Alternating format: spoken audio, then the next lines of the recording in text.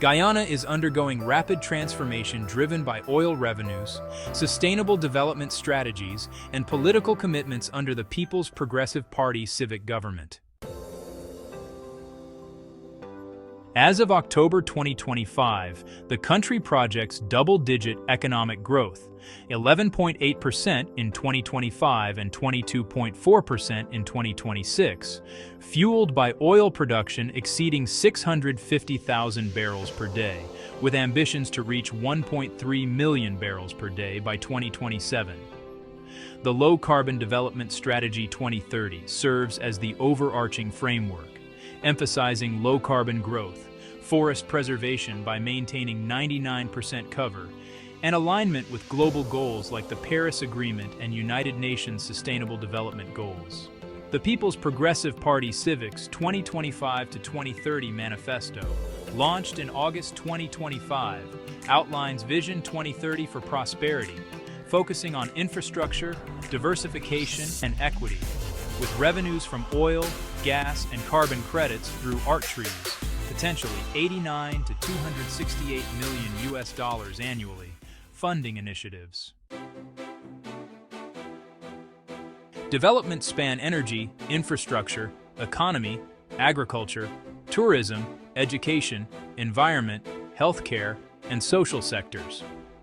Below is a categorized overview of ongoing, planned, and proposed projects, active as of 2025, targeted for 2025 to 2030, and exploratory for 2030 to 2035. Energy sector. Guyana's energy transition aims for a five-fold increase in capacity by 2030 while keeping emissions flat, shifting from imported heavy fuel oil, which currently makes up 97% of generation, to gas, renewables, and efficiency measures. Annual investments exceed $1 billion with $313 million for hinterland electrification from 2023 to 2028 and $600 million for grid modernization. Ongoing projects include offshore oil in the Stabroek Block, led by ExxonMobil's Liza, Payara, and Yellowtail fields, producing over 650,000 barrels per day. Solar home systems with 30,000 units by 2024 and mini-grids in 218 hinterland communities. And bulb replacement programs with 34,450 bulbs replaced in 2022 to 2023 for efficiency. Planned projects for 2025 to 2030 feature the Gas-to-Energy project, a 300-megawatt gas-fired plant, offshore pipeline, and processing facility by 2025, reducing costs and emissions by 50% via a $527 million EXIM loan. Amela Falls hydropower, with 165 megawatts operational after 2025. 8 utility-scale solar farms totaling 33 megawatts peak by 2024, expanding to 100 megawatts peak through rooftop and net billing. A 25-megawatt Hope Beach wind farm, integration of 11 isolated grids into the national system with 50% solar by 2027, and transmission and distribution upgrades for 407 megawatts of peak demand. Proposed projects for 2030 to 2035 include a second hydropower plant with a 350-megawatt site identified by 2025 and operational by 2030. An additional 250 megawatts of hydro, wind expansion to 105 megawatts, including offshore, biomass from rice husk and bagasse, battery and hydrogen storage for renewables, and multi-purpose hydro for water and agriculture. So, with a budget allocation ranging from 209 to 252.8 billion Guyanese dollars in the year 2025, the infrastructure sector is really focusing on connectivity, urbanization, and regional integration. This is all about creating growth poles and supporting logistics driven by the oil industry. Public-private partnerships, or PPPs, are being prioritized for those large-scale projects. Now, ongoing projects include road and highway expansions, like 4-lane highways and the Demerara River Bridge, as well as upgrades to ports and airports. There's also an electronic single-window system for construction permits, which is quite innovative.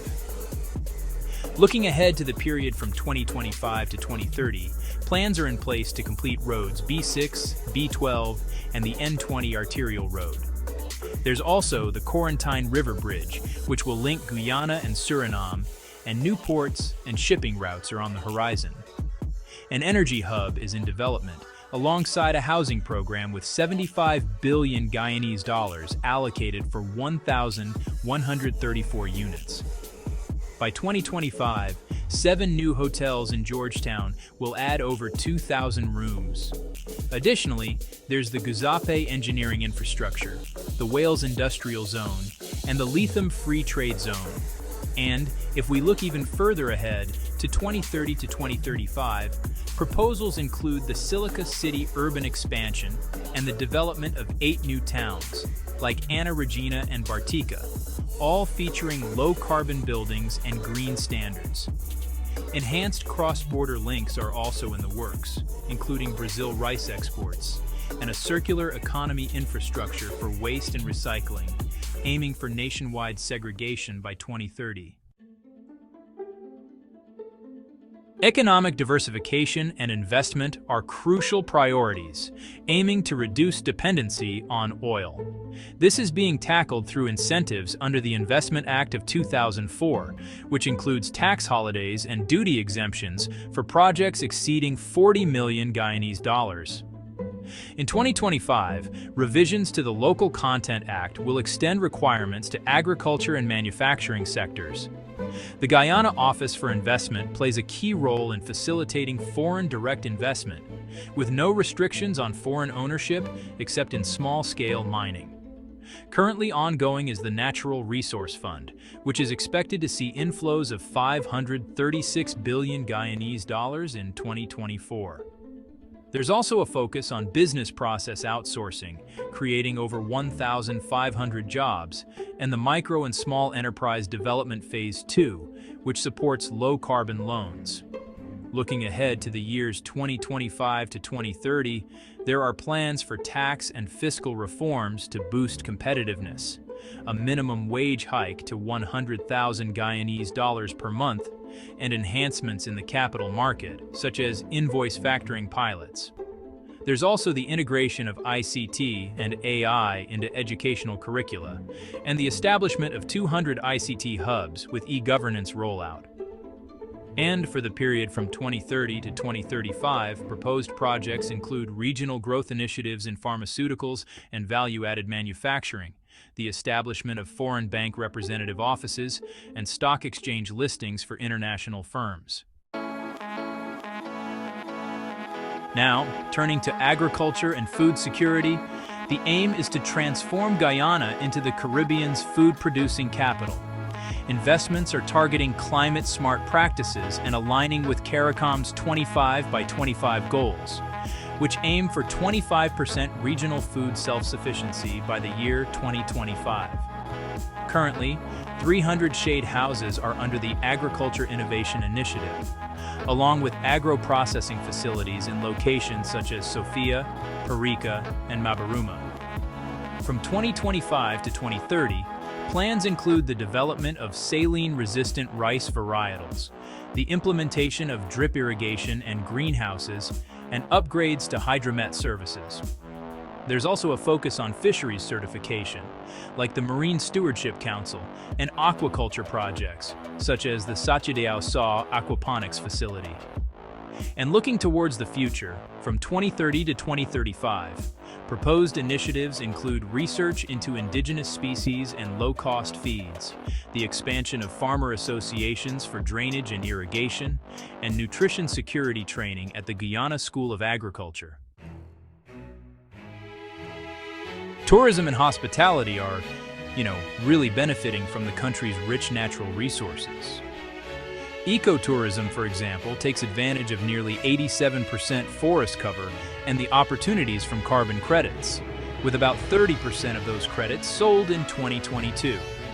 The Tourism Strategic Plan from that same year puts a strong focus on getting local communities involved. Right now, there's ongoing capacity building in 10 communities, like Warapoka and Lake Capi, and there are pilots in wildlife, heritage, and agritourism. Looking ahead to the period from 2025 to 2030, there are plans for more than 2,000 new hotel rooms, dual destination packages, like those with Barbados, and a big expansion in hospitality training. Then, from 2030 to 2035, proposals include developing ocean tourism activities such as angling and bird watching across the 136,000 square kilometer exclusive economic zone, along with marine spatial planning to support sustainable fisheries and mariculture. Education and workforce development is, really at the heart of diversifying opportunities, with a strong focus on gender and youth equity. For example, 62% of MSED beneficiaries are female.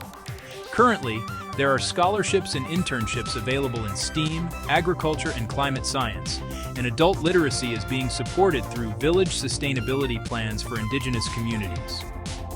Looking ahead, from 2025 to 2030, the National TVET policy aims to build a world-class workforce with plans for free college tuition and up to 200 e-services in education. Then, from 2030 to 2035, proposals include business incubators, FPIC training for over 210 indigenous leaders, and integrating climate literacy into school curricula. Environment and climate resilience is a key priority, with LCDS 2030 allocating 15% of carbon revenues to indigenous village sustainability plans, reaching 180 communities by 2023, all under the guidance of a multi-stakeholder steering committee. Ongoing efforts include the MRVS and SIS systems for monitoring deforestation. Currently, rates are 90% below the global average, along with EU-flagged VPA and PEFC certification and management by the Protected Areas Commission.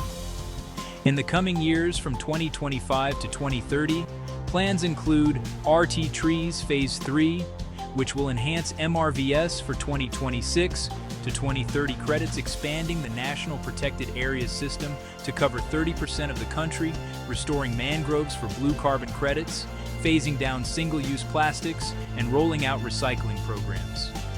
By 2030 to 2035, proposals call for restoring 200,000 hectares of forest in mined areas, establishing an international center for biodiversity research, implementing integrated water resources management plans, and promoting low-impact mining like rare earth elements. Healthcare and social welfare are being addressed, especially considering the high emigration rate of 89% among graduates. Key priorities include equity and cost of living relief. Right now, there are 240 Cuban professionals, including 144 nurses as of June 2024, and grievance mechanisms are in place for land titling. Moving into 2025 to 2030, the plan is to expand the workforce through CARICOM and Commonwealth recruitment, introduce new social welfare programs, and use village sustainability plans to improve indigenous health, water, and sanitation. Looking further ahead, from 2030 to 2035, investments are proposed for rural pharmaceuticals and setting benchmarks for women's participation in health training. Challenges and implementation are, of course, important to consider. While the goals are ambitious, there are hurdles like bureaucratic delays, shortages of skilled labor, and climate risks such as flooding. Oversight is maintained through annual budgeting, national consultations, covering over 200 indigenous villages, and reviews by the National Assembly to ensure transparency. The PPPC Manifesto commits to non-negotiable progress, with the 2025 elections expected to influence the momentum toward the 2035 goals. For more details, you can always check LCDS 2030 and government portals.